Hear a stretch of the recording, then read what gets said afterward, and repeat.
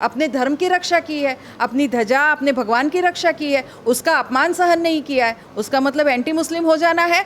तो कोई बात नहीं, लोग मुझे वो टैग दे, कोई प्रॉब्लम नहीं है, और 2-4 टैग ऐसे दे दे, लेकिन मेरे धर्म के लिए मैं झुकने वाली नहीं हूँ। अगर ऐसा कुछ हो गया, गौ मांस पकड़ा गया, लव जिहाद हुआ, तो याद गीता जैन आती है। महिलाओं की इमेज एक्सपेक्ट की जाती है कि सॉफ्ट हो, आपकी इमेज इसके ऑपोजिट है, ऐसा क्यों?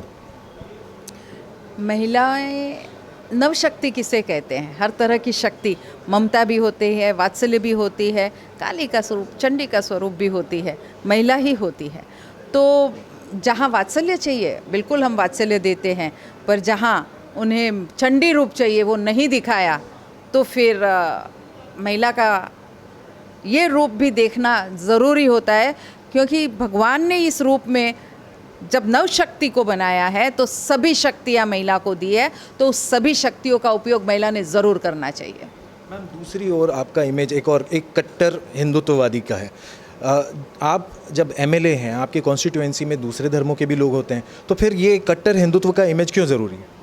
नहीं नहीं, इमेज ज़रूरी कुछ नहीं है। जब बात धर्म की आती है तो बिल्कुल मैं हिंदू हूँ, और हिंदू धर्म को सम्मान करना, दिलाना और उस पर गर्व करना, वो ज़रूर मैं एज ए हिंदू करती हूँ।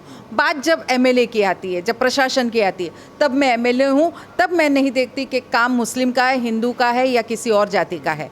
एमएलए को सभी जाति के लिए काम करने हैं, प्रशासनिक काम करने हैं, वो मैं ज़रूर करती हूँ। मैंने आज दिन तक किसी मुस्लिम का काम नकारा नहीं है कि मैं ये काम नहीं करूँगी। मैंने सबका काम सब तरह से करके दिया है। कोई एरिया जो आज हम सो कॉल्ड मुस्लिम एरिया कहते हैं, वहाँ रोड नहीं बनाया, वहाँ बनाया, वहाँ डेवलपमेंट नहीं किया, वहाँ सीसीटीवी कैमरा नहीं लगाया। मेरे पास फॉर्म आते हैं साइन करने आधार कार्ड के लिए, तो क्या मैं मुस्लिम का नहीं करती हूँ? करती हूँ, वो मेरे प्रशासनिक कार्य है। लेकिन बात जब धर्म की आती है और कोई मेरे धर्म पे उंगली उठाएगा, मेरी ध्वजा को नीचे गिराएगा, वो सही नहीं जाएगा। मैम, इसी क्वेश्चन को अलग ढंग से पूछूंगा। एक जो आपकी एंटी मुस्लिम इमेज है, ये इसके बारे में क्या कहें? वो बना दी गई है। मैंने फिर अभी आपको एग्जांपल दिया कि जब मैं एमएलए हूँ तो एज ए एमएलए मैंने किसी मुस्लिम का काम नहीं कर दिया, ऐसा मुझे बताइए कोई। मैंने सबका काम किया, हिंदू, मुस्लिम, सिख, ईसाई। लेकिन 1-2 वाक़ये ऐसे हो गए तो आपने उसको एंटी मुस्लिम का करार दे दिया। क्यों करार दे दिया भाई?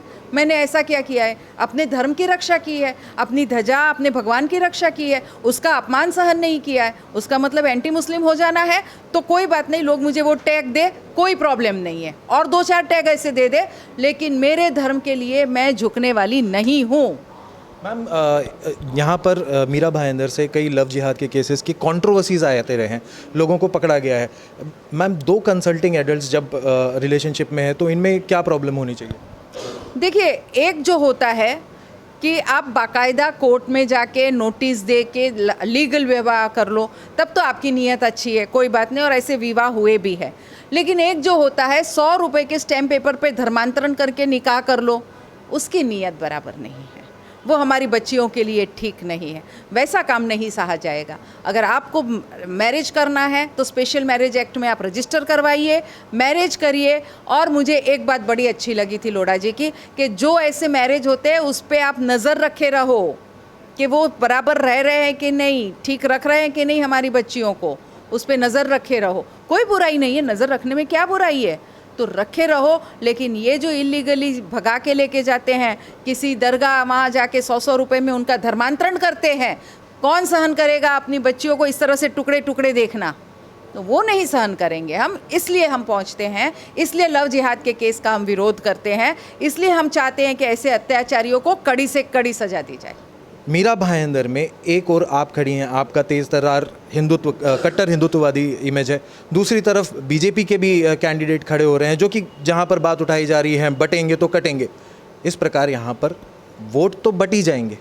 तो यहां पर वोट बटने के कारण कुछ आपको लगता है प्रॉब्लम्स हो सकती हैं? बिल्कुल नहीं, 2019 में यही स्थिति थी, हम 3 ही कैंडिडेट थे और बिल्कुल मैं चुन के आई। बल्कि अब की बार मैं उन 65,000 लोगों को कहना चाहूँगी जिन्होंने ऐसे व्यक्ति को वोट दिए, अब तो जागिए, अब तो मत बटिए, और ये सारे के सारे वोट अगर गीता जैन को जाते हैं तब आप सही हिंदुत्व को वोट दे रहे हैं। मैं पूछना चाहती हूँ, इन जो महाशय अपने आप को जो हिंदू कहते हैं, 22 जनवरी को वो कहाँ थे? पत्थरबाजी हो रही थी तो वो कहाँ थे? रात को 2 बजे 3 बजे जब हमारी बच्चियों पे अत्याचार होता है, पुलिस स्टेशन में जाना होता है, तब कहाँ थे? आज हर संगठन मुझे फ़ोन करता है, चाहे वो बजरंग दल हो, वीएचपी हो, जो भी हो। अगर ऐसा कुछ हो गया, गौमांस पकड़ा गया, लव जिहाद हुआ, तो याद गीता जैन आती है। तो असली हिंदुत्व को अगर आप मानते हो और उसके लिए वोट दे रहे हो तो प्लीज़ जानिए, परखिए, बिना बटे वोट दीजिए, ताकि ना हम कटेंगे ना हम लुटेंगे।